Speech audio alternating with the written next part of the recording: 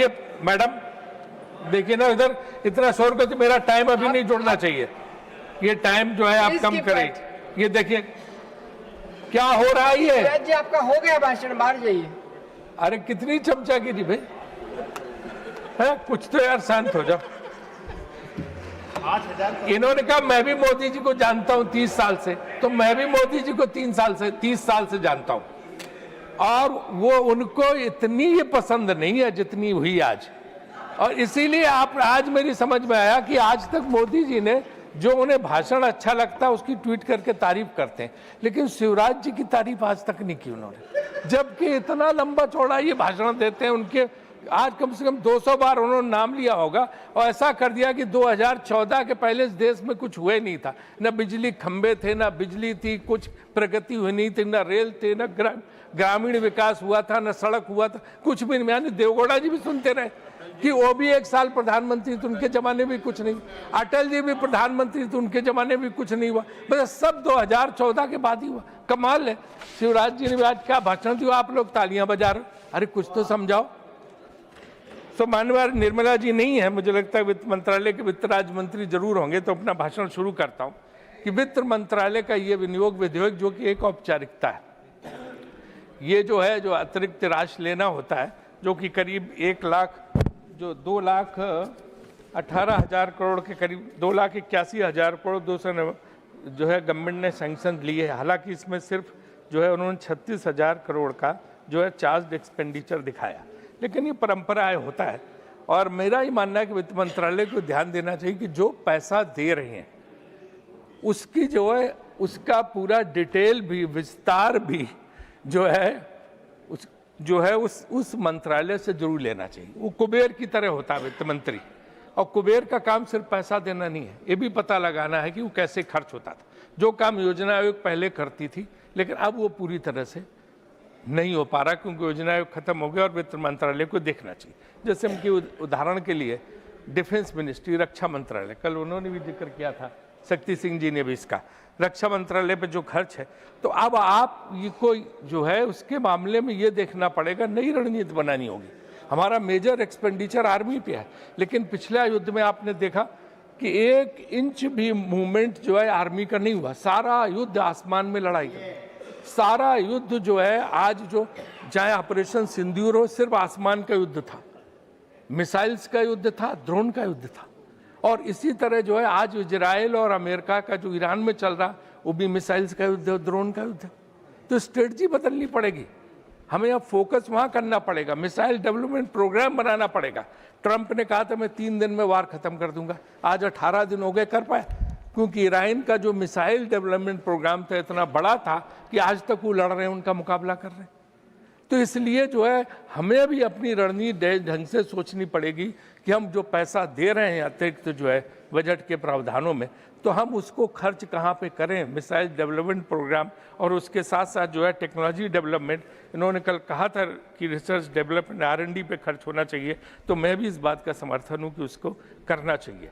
दूसरी ये है कि जैसे चीन ने PL-15 और PL-18 अब डेवलप किए उनकी मिसाइल। अगर PL-18 मिसाइल तो इतनी खतरनाक है कि उसके बाद छोड़ने के बाद मैनुअल कंट्रोल ही नहीं उस पर रहता, कहाँ चली जाए। तो आपको इस मुकाबले के लिए तैयार रहने के लिए क्या स्ट्रेटजी है, कैसे डिफेंस मंत्रालय, रक्षा मंत्रालय उस पर कर रहा है, ये बहुत जरूरी है कि वित्त मंत्री जी उसको इंश्योर करें। दूसरा, ये ड्रोन की बहुत बड़ी समस्या हो रही है, एंटी ड्रोन टेक्नोलॉजी पे क्या काम हो रहा है, ये भी रक्षा मंत्रालय को देखना पड़ेगा। ड्रोन एक इतनी बड़ी समस्या है कि ये 50 किलो तक एक्सप्लोसिव लेके जा सकता है और कहीं भी गिरा देता। कल वो बता रहे थे पंजाब के एक सांसद की, वो ड्रोन के जरिए जो है भारत के अंदर पंजाब में जो AK-47 तक गिरा देते हैं, जिसका फायदा आतंकवादी ले सकते हैं। तो आपकी ड्रोन टेक्नोलॉजी के लिए आप क्या क्या कर रहे हैं, ये भी बहुत देखना जरूरी है। और आपको पता है जब पिछली बार ऑपरेशन सिंदूर चल रहा था तो उसके पास पठानकोट तक उनके ड्रोन आ गए थे, हमें IPL का मैच स्थगित करना पड़ा था, खत्म करना पड़ा था, क्योंकि वहाँ से 50 किलोमीटर की दूरी पर से धर्मशाला स्टेडियम था। तो ड्रोन की समस्या के लिए भी क्या क्या आप कर रहे हैं, ये आपको ध्यान देना होगा, जो बजट में प्रावधान है उसके लिए। एक चीज़ ऐसी है जिसके लिए मैं निर्मला जी को नहीं जिम्मेदार मानता हूँ, उसके लिए विदेश मंत्रालय जिम्मेदार है, लेकिन उनको पैसा देना पड़ता है उसके लिए भी। बीजेपी, और मुझे लगता है कभी कभी बीजेपी वाले भी अच्छी बात करने थे, अपने भाषणों में कहते थे। पहले काफ़ी दिनों तक वो बोलते रहे कि कुछ है ही नहीं, कुछ संकट है ही नहीं, विपक्ष बेवजह तमाशा खड़ा कर रहा, किसी किस्म का संकट नहीं। कल और परसों के जो हमने भाषण सुने, अरुण सिंह जी का भाषण और कुछ लोगों के भाषण, नड्डा जी का भी, जिन्होंने माना कि संकट है, अब उन्होंने उसकी जो है नैरेटिव बदल दिया। अब वो कहते हैं संकट है, लेकिन विपक्ष आपदा में भी अवसर ढूंढ रहा है। विपक्ष जो है संकट में साथ नहीं दे रहा है। अभी गैस वगैरह का संकट है, गैस LPG का संकट है, उसमें विपक्ष अवसर देख रहा। अरे मुझे तो याद है कि 10 रुपये भी बढ़ते थे तो आप मंत्री जो बाद में हमारी बहन जी हैं, आपके याद होगा स्मृति ईरानी जी, बहुत लोग सड़क पर सिलेंडर लेके बैठ जाते थे, क्या क्या तमाशा नहीं करते थे। वो आपदा में अवसर नहीं था, वो तो सिर्फ दाम बढ़ते थे। आज तो संकट है, और ये संकट जो है लगातार जो है बढ़ता चला जा रहा है। उन्होंने कहा झंडा लहराते हुए एक फोन पे जो है जहाज निकल गया, तो 2 ही शिप निकले हैं, 22 शिप अभी अटके हुए हैं।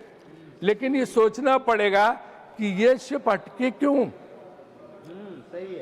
क्यों ही अटके, अभी तो देखना पड़ेगा। 80 साल बाद अचानक की नौबत कैसे आई?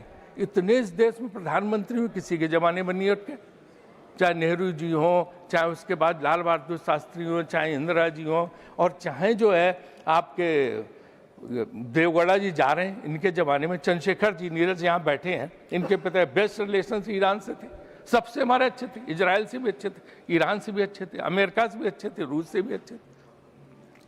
कोई ऐसी बात ही नहीं थी कि किसी और अन्य कोई प्रधानमंत्री किसी का कोई झगड़ा किसी से था। हमारी नीति ऐसी थी कि सबसे दोस्ती, किसी से झगड़ा ना, हमारे जहाज रुकते थे ना कुछ होते। अब ये एक नया शुरू हुआ कि हमने वो विदेश नीति पूरी तरह से उलट दी। अब हम ऐसे चले गए कि हम बिल्कुल जो है इजराइल के ब्लॉक में शामिल हो गए, उसके गुट में शामिल हो गए। और जो है वो सबीर भाटिया, जिसका हॉटमेल होता था, बहुत बड़ा IT का है अमेरिका को, उसने एक लाइन लिखी ट्वीट में अपने कि I am still not able to understand what does it mean that India is a motherland and Israel is a fatherland. इसका मतलब क्या है, वो अमेरिका में बैठे भारतीयों को नहीं समझ में आ रहा। और वो विजेंद्र सिंह, आपके लोकसभा बीजेपी में लोकसभा सदस्य विजेंद्र सिंह जी, अब नहीं है बीजेपी में, उनका हरियाणा में भाषण हुआ अभी, वो भाषण आपने सुना, वो सब सोशल मीडिया पर बहुत वायरल है। उन्होंने गांव के लोगों की सभा थी बहुत बड़ी, उसमें कहा कि भाई इसका मतलब ये हुआ कि बापू तेरा इजराइल है, मदरलैंड मातृ शक्ति तो हम है, और बापू इजराइल। ये यहूदी हमारे कब से पूर्वज हो गए? हम बस 2 कुटुंबकम के व्यक्ति थे, हम सबके पूर्वज और पुरखे थे। भारतीय ऋषि, भारतीय संत महात्मा वो पूर्वज थे। यहूदी हमारे कब से पूर्वज हो गए और बाप हो गए? इसका अर्थ क्या? ये भाजपा को स्पष्ट करना चाहिए कि कब से यहूदियों को उन्होंने पूर्वज मान लिया। हम पूर्वज थे, भारत के लोग पूर्वज थे, हमारे राम कृष्ण, हमारे ऋषि मुनि, वो हम थे जिनका गौरव हमें है। बाकी सब कौन थे पूर्वज हमारे? तो ये एक बहुत बड़ी बात है कि हमारी विदेश नीति में हमने जो कुछ भी किया वो इस तरह का किया कि समझ में नहीं आ रहा कि इसका अर्थ क्या है।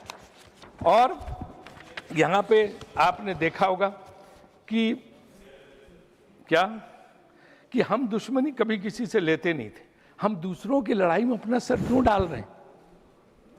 हम तो उसी नीति पे रहे, नॉन अलाइंड नीति, निर्गुण नीति। ये क्या जरूरत पड़ गई कि हमें जाके अपने आप को समर्पित करना पड़ा? हम उस ब्लॉक में शामिल हो रहे हैं और एक एक जहाज को निकलवाने के लिए फोन करना पड़ रहा। ऐसी स्थिति तो भारत सरकार की कभी नहीं हुई थी। तो क्यों ये कर रहे हैं? ये हमारा आपसे अनुरोध है कि इसको जो है हम जो इस चीज पे जो है गवर्नमेंट को अपनी बदलना चाहिए। आज यहाँ पे बैठे सुधांशु जी सारे लोग हैं, आपको पता क्या असर हो रहा है? आप कहते हैं सब ठीक, एवरीथिंग इज हंकी डोरी। व्हाट इज हंकी डोरी? बनारस काशी विश्वनाथ का मंदिर, और वहाँ सबसे बड़ी महत्ता बाबा विश्वनाथ के बाद है माँ अन्नपूर्णा देवी की, क्योंकि अन्नपूर्णा देवी का जो पूजन होता है कि उनका भंडार कभी खाली नहीं होता, उनका भोजन का भंडार कभी अन्नपूर्णा देवी खाली नहीं होता काशी में। अन्नपूर्णा देवी की रसोई पे कल ताला लगाना पड़ा क्योंकि गैस ही नहीं बची है। जिस पार्टी ने अन्नपूर्णा देवी, जिस सरकार ने मां अन्नपूर्णा की रसोई पर ताला लगवा दिया, वो कैसे बात करता है कि सब कुछ सही है? और इसके पहले सीता रसोई अयोध्या में पहले बंद हो चुकी है। डीएम से तो आप स्टेटमेंट दिलाते, अब मेरा टाइम मत लीजिए। डीएम का स्टेटमेंट तो डीएम तो वही कहेगा जो सरकार कहेगी, लेकिन इसके जो है मां अन्नपूर्णा को इसमें जो मुख्य पुजारी उनका बयान आया, मैं आपको वीडियो यहाँ सबमिट कर दूंगा कि कैसे वहां पे वो बंद हो गया। तो ये देखना चाहिए। नड्डा जी अभी यहाँ पे नहीं है। तीसरा जो पैसा है वो रिलीज किया गया 10,000 करोड़ के करीब स्वास्थ्य मंत्रालय का। 10,000 करोड़ में स्वास्थ्य मंत्रालय क्या करेगा? जो 4% से भी नीचे है इस देश में जो लोगों की स्थिति है। इतना लंबा चौड़ा भाषण शिवराज जी ने अटल बिहारी वाजपेयी स्टाइल में दिया, हाथ हिला के, नृत्य करके, घूम घूम के सब तरफ, लेकिन क्या जो है आप उसका हल निकाल पा रहे हैं? आयुष्मान भारत के बारे में बोल रहे थे, आयुष्मान भारत का क्या हाल है? पहले दिन ही गरीब से पूछते हैं आयुष्मान भारत कार्ड है? प्राइवेट हॉस्पिटल में जैसे ही जाता वो कहता कि जैसे उनको पता था है, बस 2 दिन में 5 लाख का बिल उसी से निकाल के काट दिया। जबरन ऑपरेशन, कुछ इतना परेशान है। और बाकी फर्जी कार्ड जो है ले के नाम चढ़ा के आयुष्मान भारत के नाम पे इतनी बड़ी चोरी डकैती स्कैंडल हो रहा जो हमारे भाजपा के सांसद भी जानते। क्योंकि नीचे जो है देखो, वो तो मैं मानती हूँ आपको कि अभी शिवराज जी ने बोले कि 2014 को पहले तो कुछ था ही नहीं, ना अस्पताल थे, न बिजली थी, न कुछ था। उनका 14 के बाद बिजली आई। माननीय मोदी जी ने, उसके पहले तो कुछ था ही नहीं देश में। देखो सिर्फ सड़क, जंगल, नदियां थी। फिर जब 14 में मोदी जी आए तब आपका कभी घर बना होगा, आपके लोगों के बच्चों को नौकरियां मिली होंगी। इसके पहले तो कुछ था ही नहीं। तो इसलिए उस पर मत जाओ कि पहले क्या होता था। सब प्रधानमंत्रियों ने काम किया, ऐसी भावना रखो। और मोदी जी ने स्वयं अपने भाषण में कहा था कि मैं हर प्रधानमंत्री के योगदान की सराहना करता हूं। तो इसलिए उसी पर कायम रहो। ये ज्यादा जो है इस चक्कर में, खुश करने के चक्कर में वो खुश नहीं होते हैं, मैं भी उनको जानता हूं। तो इसलिए जो है आप लोग उसमें बीच में टोका टाकी मत करें। हम तो आयुष्मान भारत का इनको देखना पड़ेगा। हम मानते हैं कि योजना अच्छी है, सब जगह पैसा जाना चाहिए, लेकिन उसका भयानक दुरुपयोग हो रहा, वो एक स्कैंडल में तब्दील हो चुका है। और लोग पूछते रहे, और ये जितने प्राइवेट हॉस्पिटल्स हैं उनका जबरदस्त जो है शोषण कर रहे हैं लोगों का। तीसरी, पब्लिक हेल्थ पे क्या खर्च है। आप देखिए पोल्यूशन रिलेटेड बीमारियां, आज प्रदूषण का इतना बड़ा संकट है, दिल्ली को छोड़ दिए हर जगह है, और उसके नाम पे कुछ भी नहीं है। जो इन्होंने सैंक्शन किया था पैसा, मैं बताता हूँ, इसमें दिया 1300 करोड़, उसको घटा के उन्होंने 858 करोड़ कर दिया। और सिर्फ जो है 6 करोड़ 20 लाख 16 करोड़ 20 लाख जब यूटिलाइजेशन की बात आई तो सिर्फ 14% जो है यूटिलाइज हुआ है। और राजधानी दिल्ली में जो उन्होंने एनसीएपी का फंड दिया था उसका भी बहुत कम जो है खर्च हुआ, जहां सबसे बड़ा संकट है। तो आप ना प्रदूषण रिलेटेड बीमारियों पे कोई खर्च कर रहे, ना आयुष्मान भारत स्कीम सही चल रही है, उसमें धांधली, घोटाले और माफियागिरी चल रही है। और इसके बावजूद दूसरी तरफ जो नए आंकड़े, कारपोरेट का प्रॉफिट 22.3% बढ़ गया है, 22.3% हो गया है, लेकिन रोजगार सिर्फ 1.5% बढ़े। ये भी बड़ी चिंता की बात। कारपोरेट का प्रॉफिट बढ़े, बड़ी बड़ी कंपनियों का, हम खुश हैं, हमें कोई ये नहीं है, जितना विकसित हो अच्छा हो, लेकिन नौकरियां भी तो उसी अनुपात में मिले। नौकरियां मिल नहीं रही, क्योंकि ये सिर्फ जो है सीमित हो गया है 10% लोगों पे। 10% कारपोरेट हाउस, बड़े जो घराने हैं, धनी लोग हैं, 58% नेशनल इनकम उनके पास है, सिर्फ 10 जो है बड़े घरबाने, बड़ी कंपनियों के पास। और यहाँ नरेंद्र मोदी जी बैठे हैं, वो तो जानते हैं, गुजरात के ही हैं, तो उनसे ज़्यादा हम क्या बताएं, उनको सारी चीज़ पता है। और जहाँ तक वेल्थ की बात है, सो 10% के पास 65% जो है संपत्ति है, बाकी में पूरे 6.4% में बाकी व्यापारी और उद्योगपति है। ये भी बहुत चिंताजनक आंकड़ा है, जिस पर वित्त मंत्री जी को अपना ध्यान आकृष्ट करना होगा। इसके बाद एक चीज़ मैंने उस दिन भी उठाई 0R में, आज भी मैं उसको कहना चाहता हूँ कि फसल बीमा योजना ये किसानों के लिए, ये भी एक बहुत बड़ा स्कैंडल बन गया। आप अच्छी नीयत से आपसे पैसा देते हैं, सरकार उसमें योगदान देती है, यहाँ से पैसा दिया 2% 3% के करीब किसान को देना पड़ता, जो उसके खाते से भी लोग काट लेते हैं, जो प्राइवेट इंश्योरेंस कंपनी वाले हैं। लेकिन उसको पैसा नहीं मिलता। कहीं कहीं किसानों को उसमें फसल बीमा के मुआवजे के रूप में 10 रुपए, एक में 1 रुपए, एक में 30 रुपए, एक में 100 रुपए आए, और जबकि उससे योगदान ले लिया और सरकार से भी योगदान ले लिया। ये मैं कोई सरकार की आलोचना नहीं कर रहा हूँ, सिर्फ मार्केटिंग, सिर्फ जो है मॉनिटरिंग की जरूरत है कि जो प्राइवेट कंपनियां, किसान कितना भी कहता रहे, उनके ऊपर जो है इसका फर्क नहीं पड़ता। 4 लाख हेक्टेयर 9.47 मिलियन हेक्टेयर खेती में फसल का नुकसान हुआ है, और पीएम किसान योजना भी 63,000 करोड़ पे अटकी है, और किसान को वही 6,000 रुपए मिल पा रहे हैं जो किसान योजना के तहत मिलता है। लेकिन जो फसल बीमा योजना में, उसमें जो है ये देखना पड़ेगा कि जो ये कंपनियां, बीमा कंपनियां, वो कितना जो है उनको किसानों को दे रही हैं। उनकी किस्त तो ले लेती हैं, सरकार से भी पैसा ले लेती, लेकिन किसानों को नहीं मिलता। तो इसलिए इस तरफ भी हमें ध्यान देना होगा कि कैसे हम जो है किसानों को फसल बीमा योजना को सुधार को उस पर करें। तीसरा है कि रुपया बहुत गिर रहा। पहले था कि रुपए को हमने देश की इज्जत से जोड़ दिया था, वो हमने नहीं जोड़ा था। आप ही लोगों ने कहा था मनमोहन सिंह का मजाक बनाने के लिए कि जितनी उनकी उम्र हो गई वहाँ पे रुपया पहुँच गया। जब 40 रुपए का $1 था तब भी उनका मजाक बनाया गया कि देश का अपमान हो रहा। आज तो 93 रुपए पर पहुँच गया।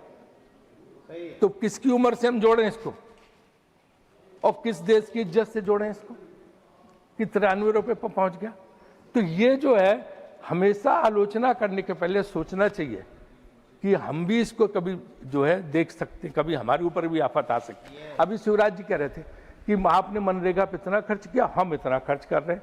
वो नहीं देखते कि तब मनरेगा 6 साल के लिए मान लो उसमें उतना पैसा, और दूसरे क्या होगा भविष्य में अगली सरकार इससे ज़्यादा करेगी। ये तो नियम है। नेहरू जी के ज़माने में इतना पैसा था, इतना खर्च हुआ। इसका जितने प्रधानमंत्री धीरे धीरे बढ़ता गया। अटल जी के 6 साल को कंपेयर करोगे खर्च करने में ग्रामीण विकास पे तो बहुत कम आएगा। तो इसका मतलब थोड़ा अटल जी ने कोई गलत काम किया। ये विभागीय जो है सबसे बड़ा किया था नरसिम्हा राव जी ने। 5 सेक्रेटरी होते थे इस विभाग में। बस खत्म कर रहा हूँ मैडम। तो इसलिए इस बात पे हमें देखना पड़ेगा कि कैसे हो। एक अच्छा सुझाव उसमें है कि पोस्ट ऑफिस के लिए भी पैसा उन्होंने स्वीकृत किया। पोस्ट ऑफिस, डाकखाने हमारी पुरानी धरोहर और संपत्ति होते थे, उनका कोई इस्तेमाल नहीं हो रहा। इसलिए मैं सरकार से निवेदन, कोई योजना निकालें जिससे डाकखाने जो खड़े हैं वाइट एलिफेंट, इनमें कुछ और किसी काम पे इनको लगाएं ताकि लोगों का फायदा हो सके। बहुत बहुत धन्यवाद, बहुत बहुत आभारी। श्रीमान साकेत गोखले।